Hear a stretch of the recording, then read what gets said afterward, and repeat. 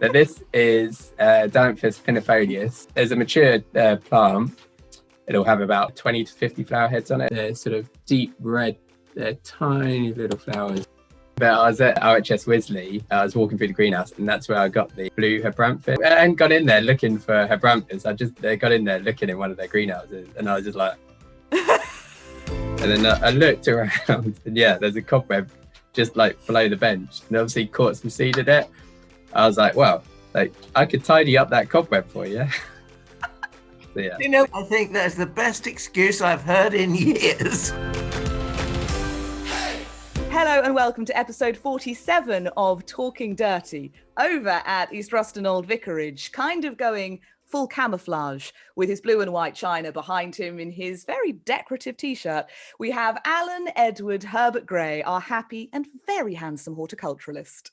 And on this hot and sultry morning over in Cambridgeshire, we have Thordis Maria Sophia Fredrickson in that direction, I believe. We're both in the same village, of course. We are literally. I mean, I might as well have just recorded this with Joe Sharman, our guest.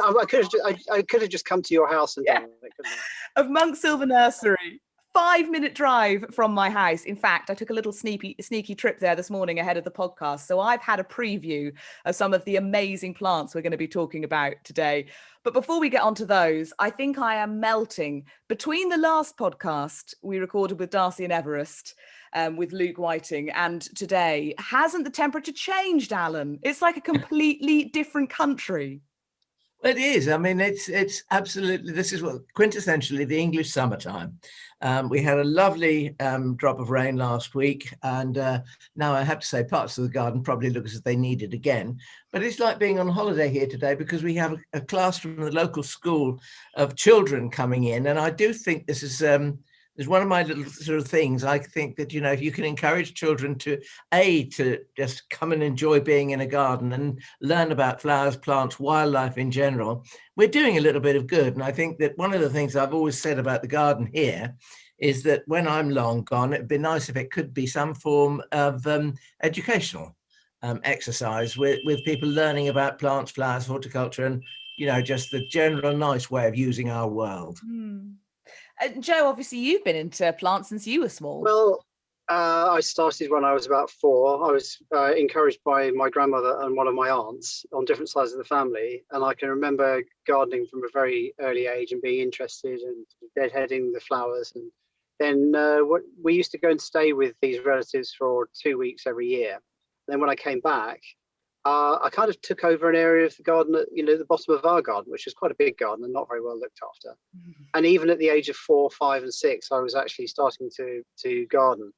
And I can remember, didn't know the names of any of the plants, but I can certainly remember the plants that I grew. And now, of course, I have names for them. And people were very generous. Mostly they were giving away the things that they had too much of, or that were, weeds, basically. But, when they saw somebody who was keen, I think this is Thordis and I have been talking about this a little bit.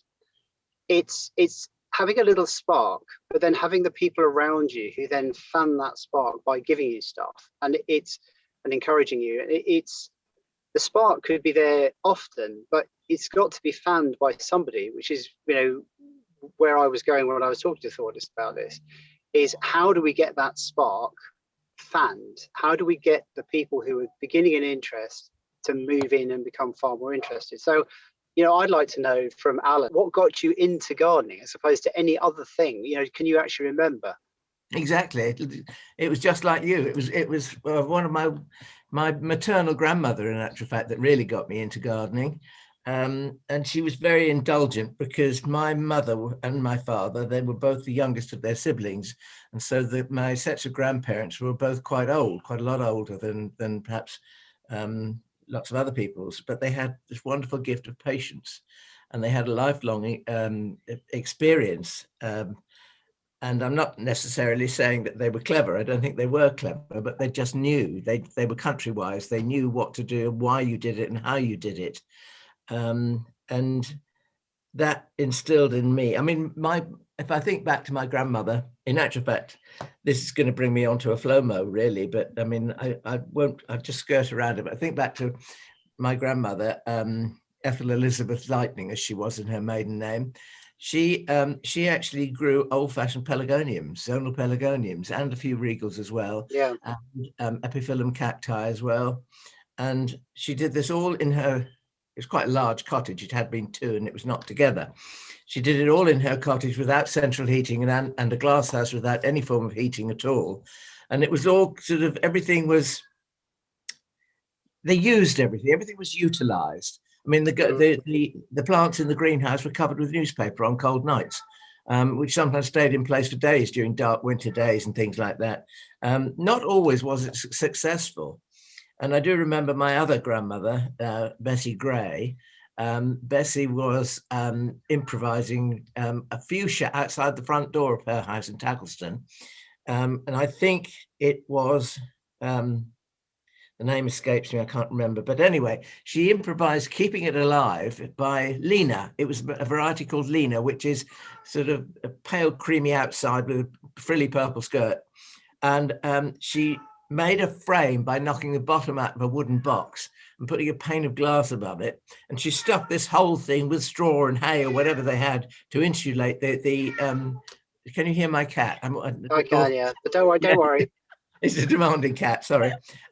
And, you know, it was things like that that I remember. And I remember one of my grandmothers wanting to dig up a box hedge. And I said, no, please keep it, which she did in the end. But to her, it was an anathema because it was just full of slugs and snails that ate her plants, which of course is quite true. Certainly snails. Yeah. I'm going to guess that you then moved away from gardening and did all sorts of other things and then came back to it later. Yes. Or was it something that you kept? Yeah, so you didn't keep it going all the time. No. I think teenage years interfered with that. There was too much. Yeah. Too many hormones flying around, I think, and all that kind of stuff. I can't even imagine hormonal teenage Alan. You wouldn't want to, probably. This happens quite often that people have they have something when they're young and it kind of gets shelved and then they pick it up again later. And this is why, to me, it's such a tragedy that young people don't have hobbies anymore, because most people who have hobbies as a child, often it all gets dropped and then they pick it up again later. And we're now moving into a time when children just don't seem to have hobbies in the same way. So when they get older, there's nothing for them to pick back up. Do you see what I mean? Whereas Alan clearly picked it back up. I never dropped it. But Thordis... Well, I was just thinking over because obviously some people, they have a love at first sight thing. And for other people, it's a slower burn. And I think for me, my mum was always gardening and we didn't have any money. So she was always propagating off the plants she had. So she was always doing loads of hebe cuttings and loads of fuchsia cuttings and things. And I remember loving being in the garden, and I got very excited when I would discover what the Latin name for a plant was. And I think I only knew lavandula. And I used to very proudly say that. And I was obsessed with a herb book we had, which had all of the different, common names of plants and all of the kind of medicinal uses. And I used to pore over that. But I never kind of gardened. And actually, I was a really indoorsy child and I just read all the time. My mum always used to say it was like I had a book on the end of my nose. So I was really bookish and not very outdoorsy at all. And then it was actually probably working with Alan, and my first proper BBC gig was answering the phones to all the listeners calling into Radio Norfolk's garden party, and they'd ask me to put a question in about a plant I'd never heard of, and I'd be googling away, and the gardens would be talking about different muscaries or hydrangeas or whatever it was, and I'd be Google image searching them. Went to the garden centre with my mum one day because I was a lot younger then, and I just had an epiphany of like, oh, these are the plants that I've been looking up and that they've been talking about. This is amazing. And it sort of snowballed from there. And I spent more time with Alan and I presented the garden party, and it kind of grew and grew. And now I'm entirely obsessed. But I think for young people, all can't be lost, because there will always be people who just discover a love of gardening on their own, particularly with social I'm finding, I think I said to you when I did events last weekend, and on the bank holiday weekend, in fact, and there were people who were, sort of in their 20s who were just getting into gardening, and they were quite a lot of them were into houseplants, but that's, it's a start. And then there was certainly one girl who was, buying more interesting and serious stuff, and she was really, really young. So there there are young people coming through, but it's just finding them and encouraging them. I can remember when I was I would say I was kind of discovered by plantsman, and then once I'd been discovered, they realized I had a talent for remembering names and things, and then they took me to every garden, every nursery, every plants person they could possibly manage. This was in my early 20s, so I was taken everywhere, and I have always tried to do that for other people. I've always tried to say, well, you go here, you go there. For instance, I'm always telling people to go to see Alan's garden. And a lot of the times these people don't know where to go. And so if you can actually encourage them by saying, well, you can go here or you can go there, or you can get them a personal invitation to go somewhere, it's just again, it's like fanning that flame. It's trying to get them to become more interested. Alan, what do you think about that? Well, I think that's a very interesting point. The other day, a very young family, the man was pushing a pushchair, the lady was pregnant, and they had a little baby in the pushchair as well. He was terribly interested in various plants, mainly exotic looking, tropical, shall we say, big leaves, that kind of things. Big leaves, lots of spikes, unusual looking things. And he just mentioned one thing, and it was Cerinthe major purpurascens, which I was cheekily refer to as the Greek weed, because I think probably that's what it is. Well, if you see it in the wild, you just get acres of it. So yes, indeed, it is a weed. Yeah. Yeah. But I mean, one man's meat is another man's poison. So over here, it's not such a weed. We led on to other things, and we had, I don't know, 10, 15, 20 minutes maybe talking about various plants that he liked. And throughout that conversation, there was me being in the instructor, if you like, to him, to say, well, yeah, but have you tried this? And do you like that? And, it's just broadening that horizon. But such was the effect that we had that day, him and I connecting over plants, that him and his wife or his partner went to the kiosk on the way out and said, could we exchange our ticket for today for a season ticket, please? And we'd like to come back several more times throughout the season. And I think that's one of the good things. And I've got to the stage now where when I'm gardening on garden open days, and I do like to be out in the garden, I enjoy doing it more than looking at it, to be quite honest.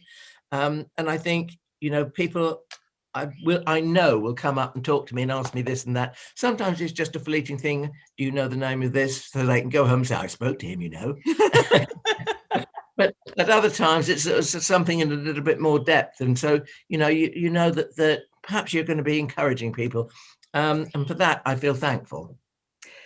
And I do think for younger gardeners who get into it on their own, the missing link sometimes is having that person to ask questions of, because you can learn by experience. But I think so many of us, when we start, we expect to succeed way more than we're going to. And we think that all the real gardeners are having endless successes. And obviously you have more success as you go on, but we're always killing things, like no matter how much experience you've got. When I lecture, I always say to people, I've killed more plants in my life than you'll ever kill in yours. Because you do. You just kill things, and it's just part of it. But you just have to learn to kill slightly less things.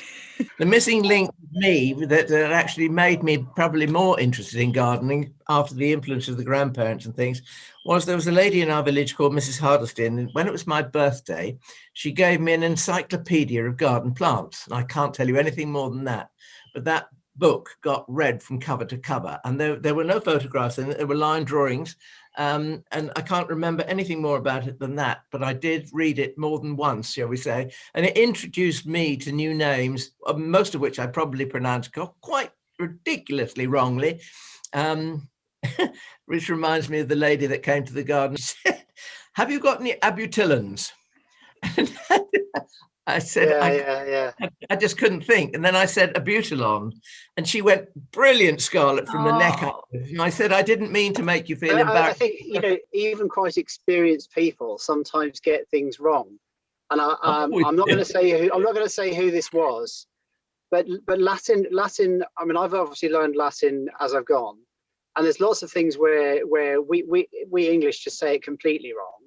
But I caught somebody saying nudipes when they were trying to say nudipedes, because the thing is, in Latin all of the vowels are pronounced. So every vowel is pronounced and given equal stress. But we always change things and we give stress in the wrong places. And I won't embarrass you with a whole load of rude names that get one translated from one country to another. Shall we say, Alan's got a lot of them planted around his garden and they have cones on. But if you say that on the continent, you have to be careful how you say that, because they say it in a completely different way, of course. And they always say that they're right. And I say pinus. Exactly, yeah. A lot of us have fallen foul of pinus. We all get these things wrong. As long as we agree enough that we know what we're talking about. Well, but some people. This is the thing. It's all about communication, as long as we can figure it out. And I do remember reading once about, not about gardening, but about words in general. Never laugh at how somebody says a word if they say it wrong, in inverted commas, because they've probably learned it from reading. And that's the thing. Like, so often with gardening, you might learn about something by reading a book or an article. You're not hearing anybody say it, and it's Latin. So how are you ever going to figure out what the kind of accepted way of saying it is? I have a question for Joe. I want to know if he's got any cardamines. Cardamines. Yes, you see. I'd say cardamine. Yeah, well, there's a plant called Damcanthamnus. So you can actually say the odd swear words just by using Latin. And if you really if you study your Linnaeus actually had quite a dirty mind, because a lot of his plants are named for really quite embarrassing bits of the human body. And if you do enough research, and I'm not gonna say them now, but I think Alan knows some of them. He had a filthy mind, Linnaeus, or let's say he was open-minded. So there's anyway, never mind. There's a rabbit hole we could go down. There's a rabbit hole we could go down, indeed. But he wasn't ashamed, obviously, because he named all sorts of things with quite dirty names. But you have to know the Latin to know. You have to know the Latin to know how rude it is. I do think, before we kind of leave the topic of helping to spark this enthusiasm and this passion in people, I feel hopeful that even if you have a missing link and you don't have people to inspire you, the online gardening community is a really exciting place. And I think increasingly people are also admitting to their failures. You might have to go into their Instagram stories rather than their beautiful, perfect Instagram feed. But I think there are lots of new growers who are keen to share what they're learning kind of as they're learning it. I know it's great to get advice from people who have been doing it for 30, 40 years, but also the people who are saying, oh, I thought that I could plant this shallow and it would still grow, or I thought you would need to water it once a week or whatever. Sharing their own failures as they're happening. Yeah. I mean, even now, I'm constantly experimenting. I'll try and do something in a different way because the books say do it this way, and I'll just try and do it a different way. And you're just always experimenting. And eventually you learn what works best. And so, for instance, let's just take something as simple as root cuttings. If you read all the books, they say do it in the autumn, do it in September, October, November. And much experimenting told me that actually this was complete rubbish. And the best time to do root cuttings is when the plants are actively growing. And the way to think about it is to actually just look at what plants do. So let's say you cut the top of a dandelion in June, that dandelion is going to be back in 2 weeks. But if you cut the top of a dandelion in November, it's going to wait until March, April to come through. So you want to propagate things from root cuttings when they're really actively growing. So now is a really, really good time. And I know this sounds cruel that you have to dig something up and cut all its roots off. But, when you've learned that that's the best time to do it, that's what you have to do. But you can only do that by experimenting. And we're going to get onto some plants in a minute. And, some of the ones I've learned to propagate is, again, only by experimenting. You have to experiment, and you have to, you can just accept it and leave it and just say, okay, well, we'll let it do its own thing slowly. Or you can say, right, how can I speed this up? How can I experiment and try and learn to do this a better way? And it might be that the way I've learned to do it works for me, but wouldn't work for somebody else. But at least I can share the knowledge of what I've learned how to do. I think this is the other reason why going and looking at plants in the wild is so critical as well, because as a horticulturalist, you get this received wisdom. So you get this geranium xylostemon must have hot, dry, sunny. And then you go and look at it in the wild and it's growing in damp, wet meadows. And then you say gladiolus, certain gladioli must have really hot, dry, sunny. Again, you look at them in the wild, they're growing in damp meadows. And so you look at them in the wild, and it teaches you much better how to grow these things. So there's certain things I've become a lot more confident about after seeing, how they do in the wild. And I've always shied away from certain plants, thinking, oh, they're really difficult. And then you look at what they do in the wild, and you think, oh, I can reproduce that condition. I can manage that. And so this is why I think it's good for people to get out and just look and see what does. And people always say, oh, I can't grow anything in my garden.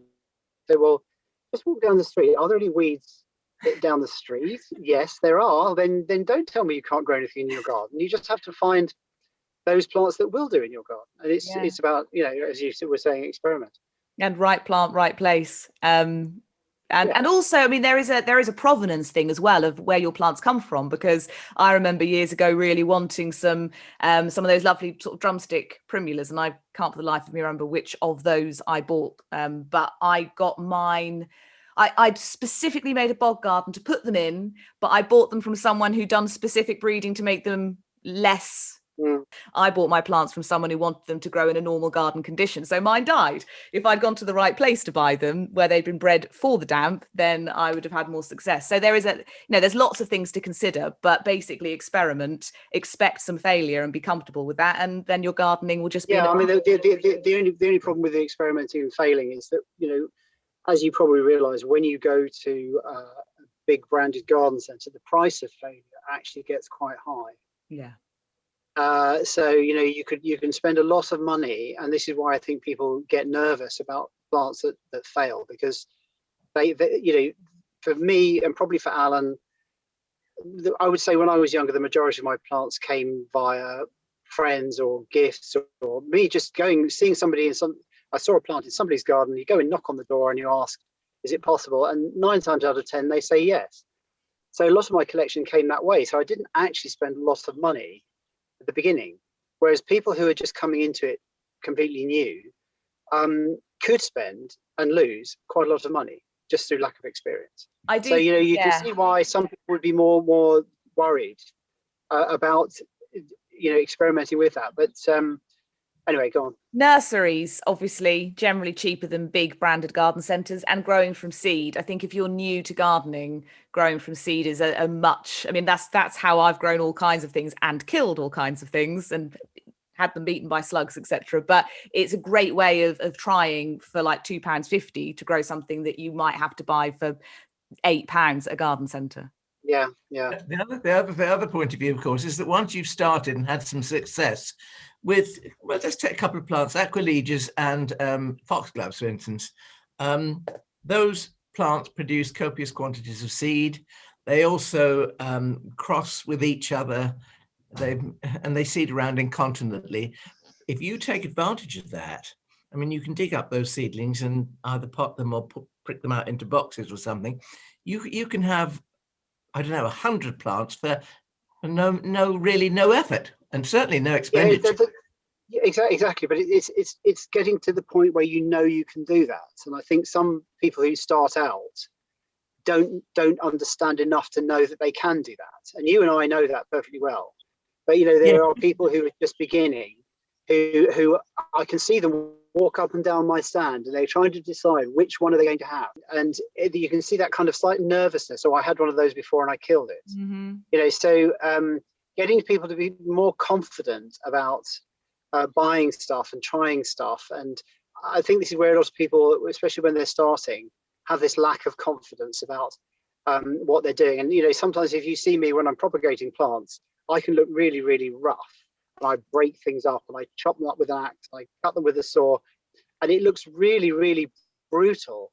But because I know what the limits of the plants are, I know how hard to be, how mean to be, how what I can do and what I can't do. But I've got complete confidence in that because I've been doing it for so long. But somebody seeing me just chopping someone up with an axe, or peonies are notoriously difficult to propagate. And I worked at a nursery once where they were carefully kind of getting them out of the pots and carefully picking them apart and trying to put the knife in the right place and do this and do that. And I just got fed up with this. I said, do you want me to show you the quick way of dividing a peony? So I just got the peony out of its pot and I just smashed it on the floor. And it broke into dozens of pieces. But of course, because the plant has got these little fault lines in it, it broke in all the right places. So by the time I picked it up again, it's actually broken in all the right places to become, each piece was a plant on its own. And it's just having the confidence to do that, to know that the plant knows where its fault lines are. It knows where it wants to break. It knows where it wants to go. And half the battle with dividing stuff, battle with dividing stuff is you'll watch me and I'll kind of I'm not actually doing anything. I'm feeling where that plant is going to go. And once I've found where that break point is in the plant, then I go. But it's understanding, where to do what. Again, that's years of experience. I think an awful lot can be gained as well from visiting other gardens, I think. And this is where I'm going to put my National Garden Scheme hat on, because most National Garden Scheme gardeners are amateurs. They're not probably professional people. And if they've got a garden that looks nice and is good enough to work for the National Garden Scheme, then you can bet they've been doing it long enough to know how to do various bits and pieces of gardening. If they're opening their garden, you can do two things. You can go along, you can give your money to them, which will in turn go to a very worthwhile charity, but they are there, and they are there to be talked to be learned from, as well as their garden. So, just encourage people to visit more and more gardens. It is amazing that we've talked for, I don't even know how long, and we haven't actually looked at a single plant yet. And I already know that you've got some amazing things to show us, Joe. So we better crack on with a spot of show and tell. Okay, so some of the plants I've got are related to some of the things we were talking about earlier on. So the first one I've got here, which I'm going to wave in front of you, is Primula Denticulata, which is your damp-loving primula. Yeah. But it's a variegated form called Carrion. And Carrion was produced by Blooms of Bressingham sometime in the 1980s, and they managed to get huge numbers of it. In their usual way, they sold hundreds of thousands, and then it almost entirely, completely disappeared and went down to just a very, very few plantsmen. And I can remember it, really being looked after with great difficulty by a really few plantsmen. And then it managed to get eventually to somebody like me, who's then going to really experiment and learn how to grow it again. And so then I experiment. I managed to get one and learn how to grow it properly, and then I can make it available again. So, it may not be available through big commercial nurseries, but it is available through me. So if you look very carefully, you can see it's got about 4 crowns on it. So your conventional wisdom would be that you divide each one of these plants into 4, and you start at the beginning of the year and you end up with 4. And I thought, well, I need to learn how to do this a little bit differently. So what I did was, I'm going to wave some bits of paper at you. That's the crown. So that's the crown of the plant. That's a circle. So I thought, well, I'll just cut it into 2 and see what happens. So I cut it in half down the middle, and I realized that each half would grow independently. So then I thought, well, why don't I cut it again? So I then thought, well, I'll cut it into 4. So the next time I cut it into 4. And then I thought, well, why don't I cut it into 6 or 8? And so long as each piece has got a leaf coming out, then each piece, as long as it's got a root and a leaf, will then make a new plant. So instead of having 1 crown and having to wait until it became 4 like this and split it, I could then get 1 crown into 8 pieces in a single year. And I did this when the plant was growing really strongly, so it's growing quickly and fast. With a variegated plant like this, if you this comes from root cuttings. So if you break a root, the new shoot will be green.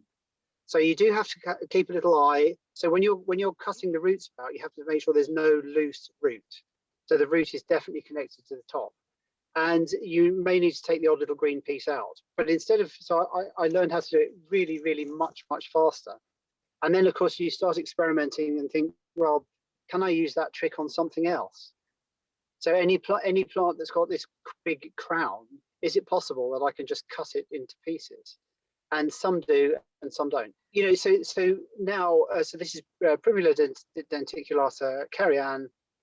We make it available. I presume lots of other people do too. And I may not be the only person who's got it or kept it alive or selling it, but I don't see very many for sale anywhere. So that's the sort of thing. Then I've got a plant that we now know that Alan hates. Which is Avabaskin. I only see it in sections, I'm afraid. Anyway, so this is Avabaskin creticum. So it's an annual, relatively short, semi-shrubby sometimes. So actually, if you cut the top down, it will sprout another branch and grow again. And in fact, you can end up having a plant that lives for 3 or 4 years, just constantly producing new shoots. It's got enormous flowers, which are scented of lemons. And for whatever reason, it doesn't seem to get the moth. It doesn't get the mullein moth because it's in a different section of the genus. And the trick with this is you grow it from seed, and you might say, oh, that's easy. We'll just grow it from seed. But I find I collect the seed, and the seed pods are incredibly hard, and you have to smash them up with a hammer. So you break them up with a hammer, and then you sow the seeds on the surface of your compost, and then they come up like mustard and cress, and then they all die because they're too close together and it's too wet or whatever. So I found the best thing to do was smash them up with a hammer and then throw them onto a piece of garden somewhere where they'll do their own thing and germinate. And the ones that are going to peg it will die. And then you just take the rest up and grow them on. And it just seemed to be, it's sort of an odd way of doing things, as I say, smashing the seed pods up with a hammer and throwing it into the garden. But that actually worked better than trying to sow it in a seed tray, which sounds totally mad, but that's just for that particular plant. This is one where I learned, that was the best way to do it. Other plants are completely different, but for that one, that's the best way to do it. And, you always start off being so precious and careful at the beginning with your new plant. And actually then you realize that, no, it's probably just throw it away, chuck it in the garden somewhere. I mean, Alan's got a big enough garden, he can get away with that. So, what else have I got on the table here? I've got a plant here, which is Alan will see, Alan will know, he's probably bought one. It's called Rhodiola Festigiata. So it's related to sedum. It's not actually a sedum, but it's related to sedum. And it has these very unusual woody trunks at the base. And the trunks are what survive through the winter. And then it has these green shoots that come up above with these lovely sort of red, mahogany red flowers on the top. And it's one of those plants that I think in my career I've probably sold more of than any other single plant. It's absolutely amazing. So it's Rhodiola Festigiata. And I never see other nurseries selling it. And I have no idea why. It's really, really easy to propagate. Basically, you just cut bits off. So cut bits off and pot them up. And it could be that people just don't think you can cut bits off and pot them up. Do you know what I mean? I mean, sometimes propagation is far easier than you think it is. So if you make it terribly complicated and you put it in a cutting frame and you do this and you do that, and you walk round in a circle 3 times to the left and 3 times to the right to try and propagate the crop. It's basically, I just cut a piece off like that, and then I cut the top off like that, and you end up with that. Just a little stumpy little thing like that. And then you just pot it up and walk away. You have to water it, of course you do. And then this will root and this will be a new plant next year. So sometimes propagation can be terribly simple, but I never understand why I'm the only nursery selling this for 30 years. I have never seen it on somebody else's table. And I sell loads of it. And I don't understand why no one else can propagate it. So the trick I did with the primrose, where I cut it into pieces? I did that with this. I thought, why don't I do that with this and see what happens? So I cut it in half, lengthways, all the way down here. And then I cut that in half again. So I had 4. And then I thought, you know what? Why don't I just do it so that each piece has got 1 green shoot and 1 piece of trunk? And I did that, and that worked.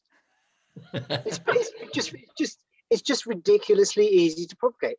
Why is no one selling it? Why am I the only person selling it? Why am I not growing it? That's what I want to know. Well, yeah, you can grow it. You can have this piece and you can grow it in your garden. Yes. Yeah. In your tiny little space that you've got. Yes. Or maybe in the front. You can put it in the front garden or something. Yeah. Well, it wants to be in the sun. We're maximising space. Alan, I'm sure you've grown it. You must have done. Yes, I have. Yes, I have. And did it persist, or is it gone? Or It's gone. It was in the gravel in the front courtyard, and I'm afraid when we changed the front courtyard, some things got left and some things didn't, and it was one of the things that's gone. I tell you what, Joe, after this little exercise, you can expect an order. Okay, all right. Right, so let's have a look at something else. This is something that's quite a bit rarer. So a lot of us have got used to seeing fields of ground cover plants. So these are plants that are sown, they're like a temporary lea, which the farmer then grows on his land, plows them in like a green manure. And one of those plants is Facilia, Tanacertifolia, with a lovely purple thing, and it's now getting naturalized on road verges and everywhere. And it's an annual to about 3 feet high. And it's very, very beautiful. It's a beautiful purpley blue flower. You see it everywhere. But it's only an annual. But of course, like everything else in life, every group of plants that has annuals also has a perennial. What I've got here is a perennial Facilia. So it's got the same kind of lovely purple blue flowers. It's only about 30 centimeters or a foot high. So it's not a very big plant. And with me, I do it in sun or part shade, and it seeds about. But it's the most beautiful purple flowers, but it's a full perennial. And again, you know, this is the sort of plant that we all could be growing, and we're not growing, and it's bizarre. It took the winter outside, and no one can tell you this winter was an easy winter. It's been an absolutely appalling winter. Very, very cold, and then the coldest April ever. It's taken everything it's been given. It flowers for ages, because if you look at the way a Facilia grows, it grows, and you can see it's hooked over here, and that gradually unfurls, a bit like a borage and various other plants. This gradually unfurls. And so it flowers for months and months and months. It's a really good plant. Again, I have no idea why no one's growing it. Why am I the only person growing this? And it's easy from seed. So Thordis, if you wanted to go and buy some seed from somewhere, I'm sure you could get some seed. What's its second name, Jim? Right, it's Facilia bolanderi, for Mr. Bolander. Oh, I love this. I love it. Little Nephophia pom-poms turning up. Joe's been replaced by a Nephophia. Or a Nephophia, however we want to say it. Kniphoff. His name was Mr. And he was obviously, Knip is Jutish. So KN is a Jutish word. So he obviously originally came from Jutland, which is Denmark. So his name was Kniphoff. So if you're saying, if you're in Germany, you have to say Kniphophia, not Nephophia. Why have I got this one? There's a charming old gentleman that comes to my garden every week that refuses the kit bit and just calls them flophias. Yeah. Anyway, so that particular plant is Kniphophia or Nephophia, however you want to say it, Atlanta. And this is one of the plants that I was given when I was 6 years old. And I have kept this plant going ever since I was 6 years old. You know, despite moving several times, working all over this country, working in America, wherever I've been, I've kept this individual plant has kept going. It's the same stock that I had when I was 6. Joe, I think that this is Nephophia Atlanta, I think, is one of the 3 plants that I remember seeing in the gardens of neglected or empty, deserted houses when I was a child. It's become a classic cottage garden plant. And the story is that it was named for the Hotel Atlanta, which I think is somewhere down in Cornwall. But they always claimed they bought it from a nursery in Surrey. But any nursery in Surrey didn't have it. But to me, it's obviously a hybrid of Corlescens. It's an early flowering Corlescens hybrid. And it is the most wonderful cottage garden plant. I mean, you see it absolutely everywhere. It's really easy to grow. It's an absolutely reliable May flowering plant. It always flowers in May, and it never flowers in June. But of course, this year, because it's been so cold, you know, it's doing its thing, and it's now flowering now. But you see, as somebody who likes to hybridize things, a late flowering plant like this that's been fooled by the season will give me late flowers that I could then perhaps cross onto something else that was flowering early that had been kept in the tunnel. Because normally this flowers so early you can't hybridize it with anything else. But if you get a late random flower on it, sometimes by accident or also because of the season, then there's a possibility of doing some more hybridizing and some crossing. So you know, that's something I've done in the past, but I didn't produce any great results. But anyway, just wanted to say this was My longest living plant is the one I've had, for the whole of my career, and I've still got it. Oh, that's wonderful. Do you have any plants from your childhood, Alan? Yes, I do. I have Granny Gray's peony, which is in no way special, but I mean it's an old floppy single pink flowered peony. And my grandmother, when people were old enough to, or she felt that they were old and mature enough to have their own gardens, she actually dug up a piece of her peony and she gave it to everybody, so they took it with them. And I mean, that's one of the things about garden plants, Aunt so-and-so gave me this, Uncle so-and-so gave me that, grandma's peony and all the rest of it. And Joe's Nifophia, I suppose, it's the same sort of thing, isn't it? Yeah, it came from my grandparents. I was given it because they had a lot in their garden. As we said, it's a cottage garden plant. They had a lot. They gave me a piece and I kept it going. And but yes, every plant has a memory, and every plant is from a person. And this is particularly true in the snowdrop world, but it is true for all of these plants as well. And you're sort of treasuring the memory of the person. Every time you look at the plant, you think of that person. And so plants are people in that respect. And this is where somebody like me who has a lot of plants and grows a lot of stuff. Yes, again, everything is a memory. Now I don't know whether you can see this one. This is one is coming slowly across here. Is that linum? It's a linum. Yeah. And it's Linum narbonense, and it's a variety called Heavenly Blue. So it's a variety, Linum narbonense, Heavenly Blue.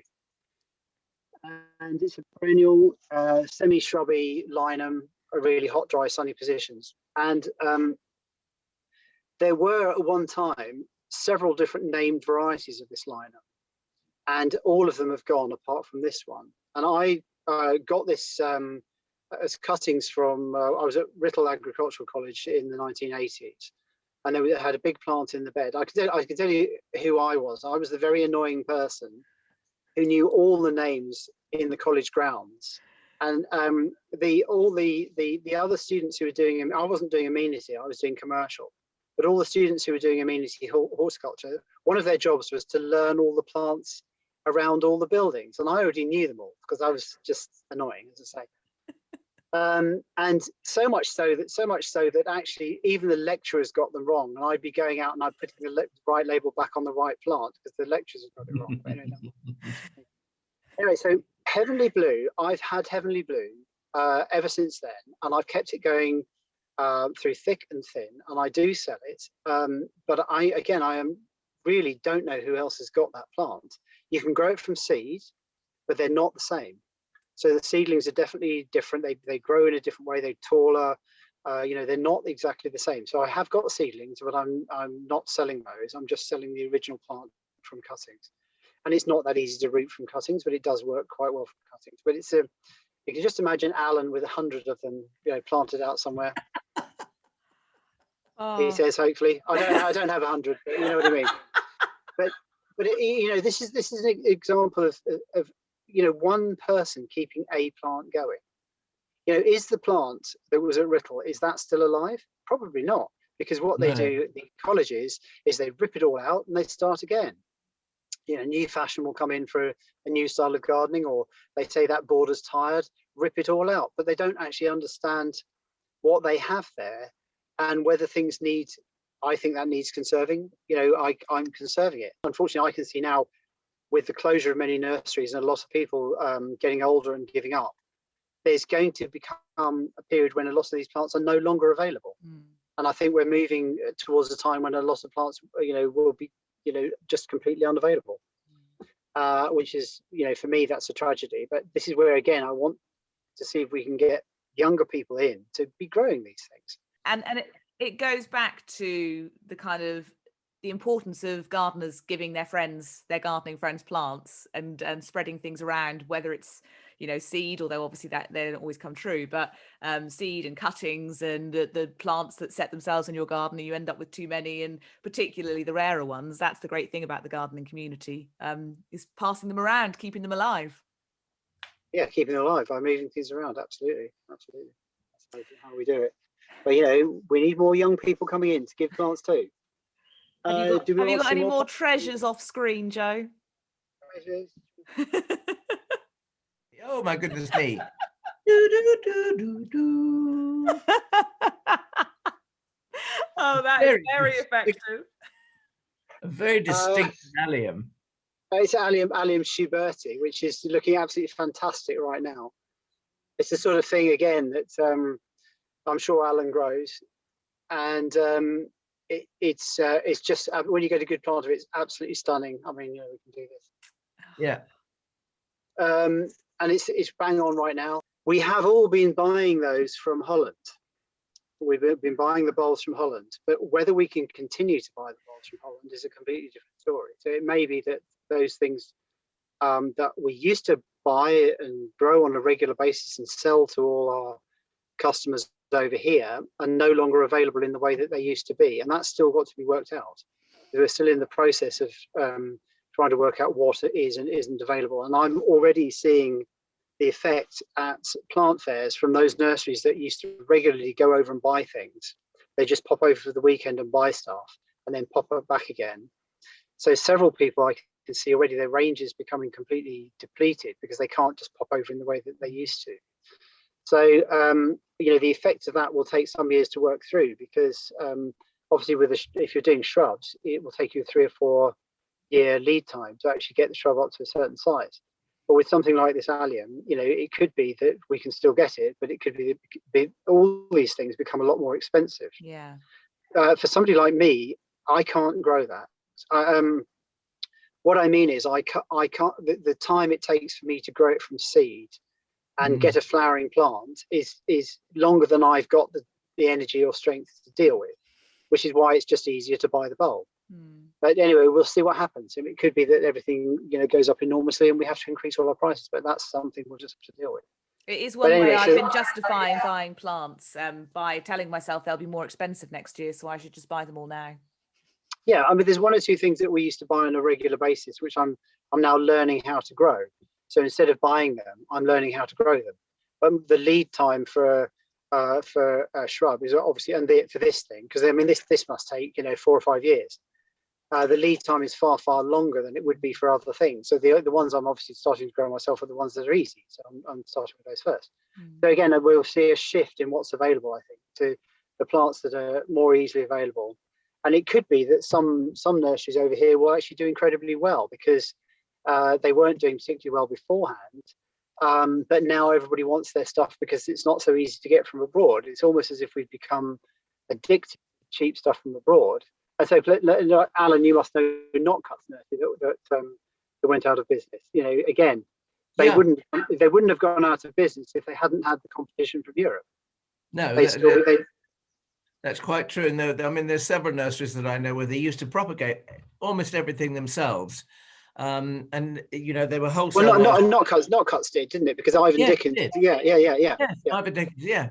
And I mean, and incidentally, Ivan, I had some lovely plants from him.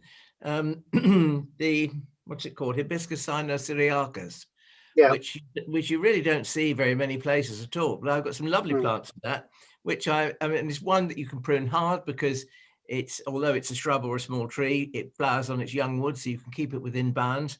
And they're growing along the front of my house. And there's one that's particularly nice, which has white flowers with a brilliant red center to the flower. It's absolutely delicious. But that's one of the things that Notcuts grew, but they don't. Of course, they're not there. They don't do it anymore. I mean, Notcuts, the garden centre is still. Yeah, of course. But that's an entirely different thing. Yeah, it's the wholesale nursery we were talking about. Yeah, exactly. Yeah. Anyway, let's look at some more plants. I mean, what an array. We've had Facilias, Linums, Avabascums, Alliums, lots of ums. Rhodiola. So you're writing them down. I'm trying to claw them out of my brain. I think you did very well.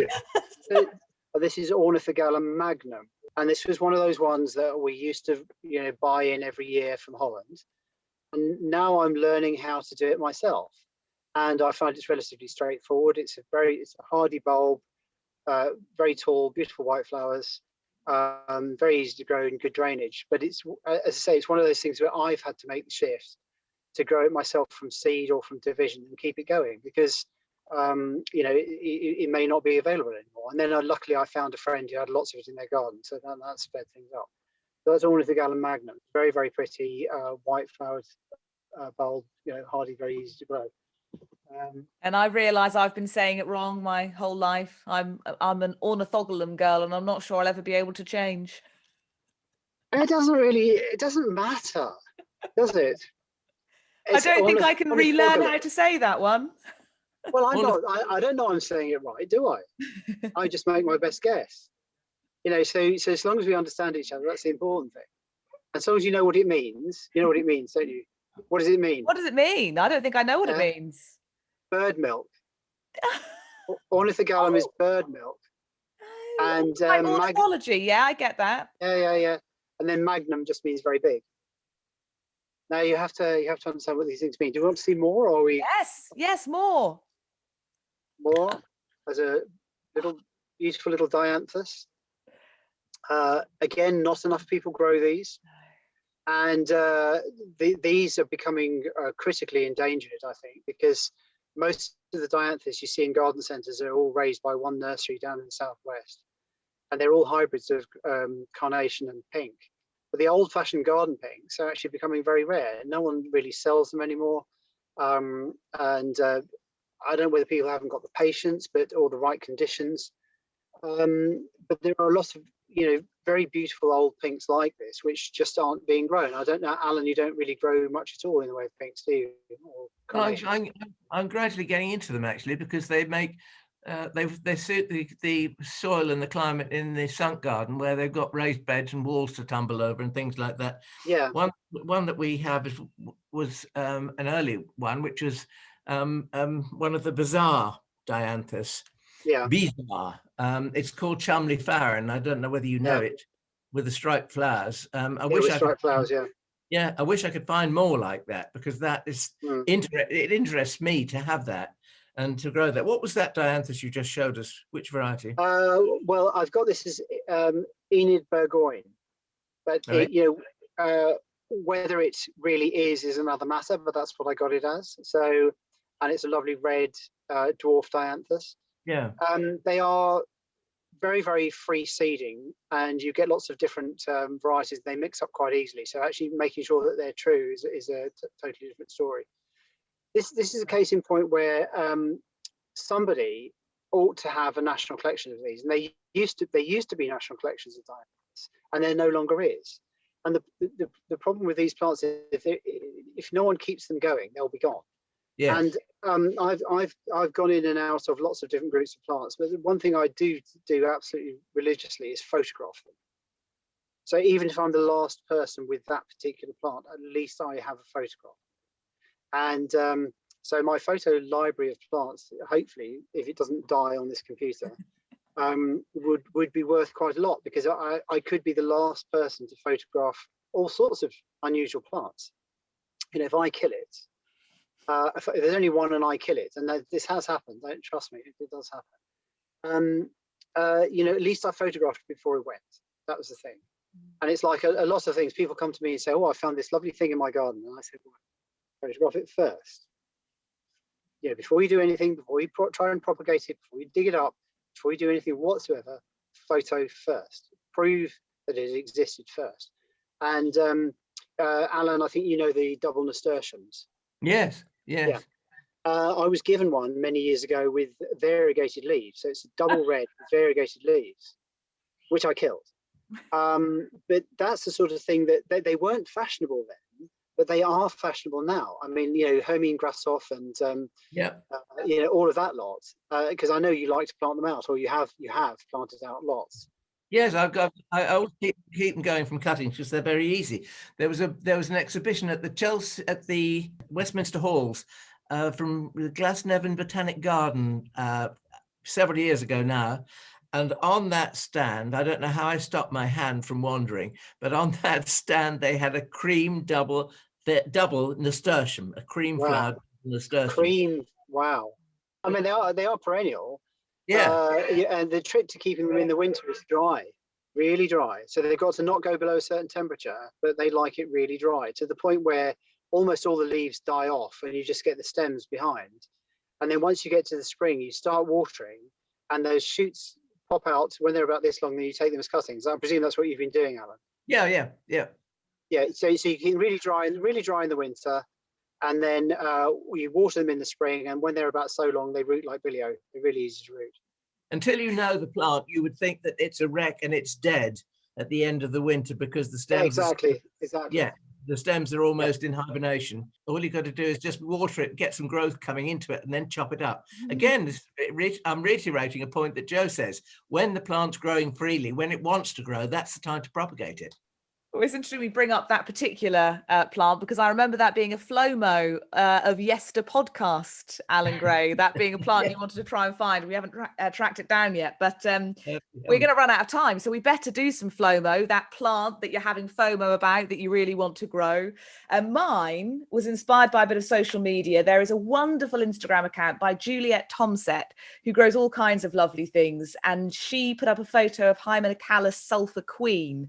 I think, are they the Peruvian daffodil? Though they're not a daffodil at all. And I think it's Ismene fastalis, isn't it? I don't know what the Latin name is, but yeah, I know Hymenocallis, yeah.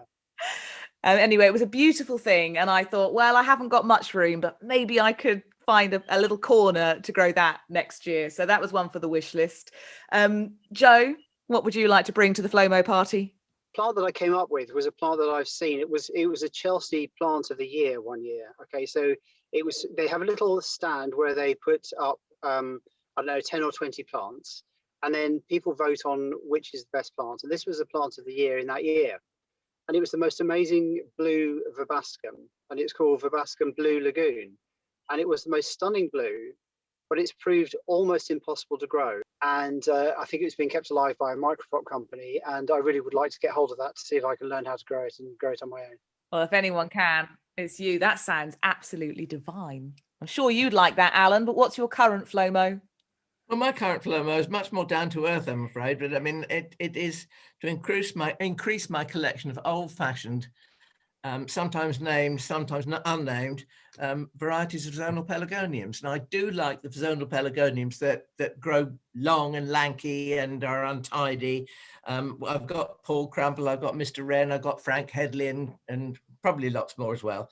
But I remember as a child when we used to go out, we used to go to Galston on sea quite often on a Sunday. And when we were approaching Galston, there was a row of bungalows, and this man who lived there had kind of a shop front on his, and he said geraniums for sale. Now there weren't perennial geraniums, these were zonal pelargoniums, and I was collecting them as a child, and they cost me about 1 and 6pence each, and I used to beg my father to stop the car so I could go in and buy one.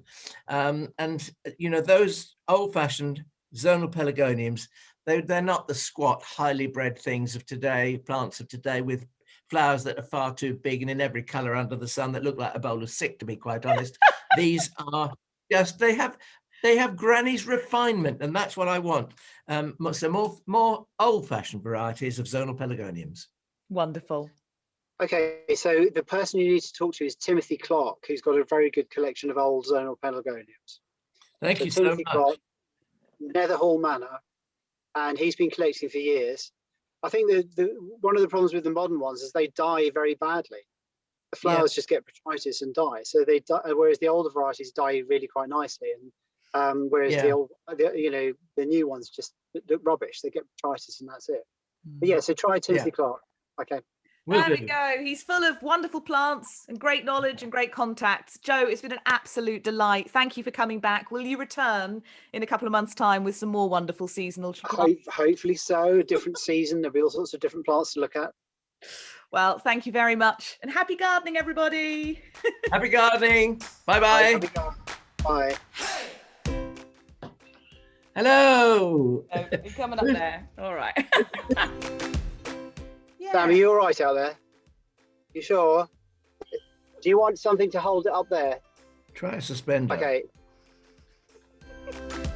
Right. What are you wearing today then, Alan? I haven't really paid attention.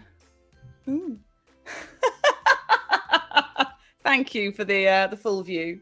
It's designed to go with the china behind, isn't it, Alan? I know. That's literally right? what I was just thinking. So you just have to experiment. Sorry, mosquito. Your fly is back.